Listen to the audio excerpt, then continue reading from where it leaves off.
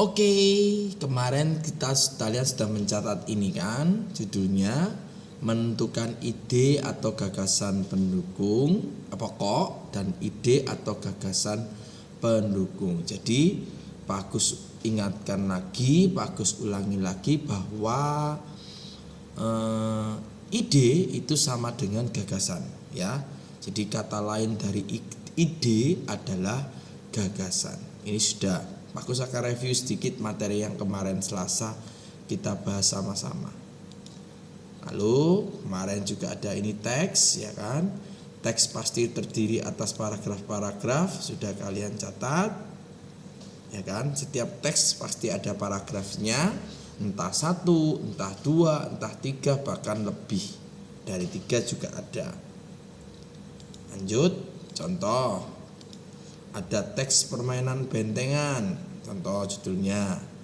Itu pasti punya paragraf dan paragraf. Nah, di dalam paragraf-paragraf itu ada kalimat utama dan kalimat penjelas. Jadi, di setiap paragraf itu ada kalimat utama dan kalimat penjelas.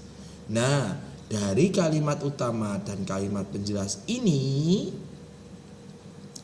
akan kita ketahui gagasan pokok dan gagasan pendukung. Jadi kalimat utama akan menjadi gagasan pokok, kalimat penjelas akan menjadi gagasan pendukung atau ide pendukung. Sama ini juga, dari kalimat utama jadi gagasan pokok, dari kalimat penjelas jadi gagasan pendukung atau ide pendukung. Lanjut. Nah, definisi gagasan pokok dan gagasan pendukung sudah ada di buku paket, kemarin sudah kalian tandai. Apa sih? Gagasan pokok adalah topik yang dibahas pada suatu teks. Gak usah dicatat ya ini ya nak, tidak perlu dicatat, sudah ada di buku paket kemarin kan. Kalau sekali lagi, gagasan pokok adalah topik yang dibahas pada suatu teks. Kalau gagasan pendukung adalah uraian atau informasi tambahan pada suatu teks yang diletakkan pada kalimat penjelas. Lalu bagaimana cara menentukan gagasan pokok dan gagasan pendukung? Tentu kalian harus baca teksnya teksnya dengan seksama. Ini tidak usah dicatat juga slide ini. Lalu yang kedua, dicermati kalimat pertama hingga kalimat terakhir pada setiap paragrafnya. Lalu ketiga, temukan kalimat utama dan kalimat penjelas dalam suatu paragraf. Jadi pertama kamu harus cari dulu kalimat utama dan kalimat penjelasnya. Kemudian dari kalimat utama itu nanti kalian bisa menentukan gagasan pokok. Dari kalimat penjelas kalian tentukan gagasan pendukung. Oke, supaya nanti langkah-langkah ini kalian bisa paham, langsung kita praktekkan dengan ketiga paragraf yang kemarin sudah kalian tempel. Nah, sekarang kalian buka buku catatanmu yang paragraf tentang batik. Sudah? Oke, yuk kita baca sama-sama. 1, 2, 3. Batik. Batik merupakan salah satu warisan kebudayaan Indonesia yang telah menjadi kebanggaan bangsa.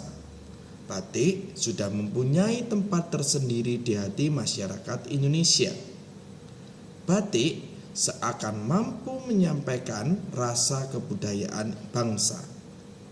Keberadaan batik selama ini telah menjadi primadona di kalangan pecinta mode. Oke, ada paragraf yang judulnya batik, terdiri atas satu paragraf. Nah, dari paragraf ini kita akan mengetahui, kita akan mencari gagasan pokok atau ide pokok dan gagasan pendukung atau ide pendukung. Nah, seperti yang sudah Pak Agus sampaikan bahwa untuk mengetahui gagasan pokok dan gagasan pendukung kita perlu tahu dulu nih kalimat utamanya yang mana, kalimat penjelasnya yang mana. Oke, di bawah tempelan paragraf batik itu silakan kamu tulis kalimat utama. Nah, kalimat utamanya apa? Nah, silakan tulis kalimat utama. Nah, kalimat utamanya apa? Nah, kalimat utama itu biasanya ada di atas sini, di kalimat pertama. Nah, ini silakan tulis kalimat utama, di bawahnya itu ya, di bawahnya fotokopian itu ya, kan sudah kamu tempel nih. Di bawahnya kamu tulis kalimat utama. Nah, kalimat utama biasanya ada di kalimat pertama. Yang mana? Nah, yang ini. Batik merupakan salah satu warisan kebudayaan Indonesia yang telah menjadi kebanggaan bangsa. Silakan ditulis. Tulis lagi. Yuk, tulis kalimat utamanya. Batik merupakan salah satu warisan kebudayaan Indonesia yang telah menjadi kebanggaan bangsa. Silakan disalin saja kalimat pertama. Kalau belum selesai bisa di-pause ya. Kalau belum selesai silakan di-pause. Oke, kalimat utama sudah selesai. Kalau belum selesai silakan di-pause. Sudah ya? Baik. Nah, setelah ini kalimat, kalau yang pertama ini menjadi kalimat utama, berarti kalimat kedua, dan ketiga dan juga keempat ini menjadi kalimat penjelas. Jadi batik ini ada beberapa kalimat, ya kan? Satu paragraf ini terdiri atas beberapa kalimat. Kalimatnya ada 1, 2, 3 sampai titik, lalu keberadaan batik sampai mode. Ada 4 kalimat.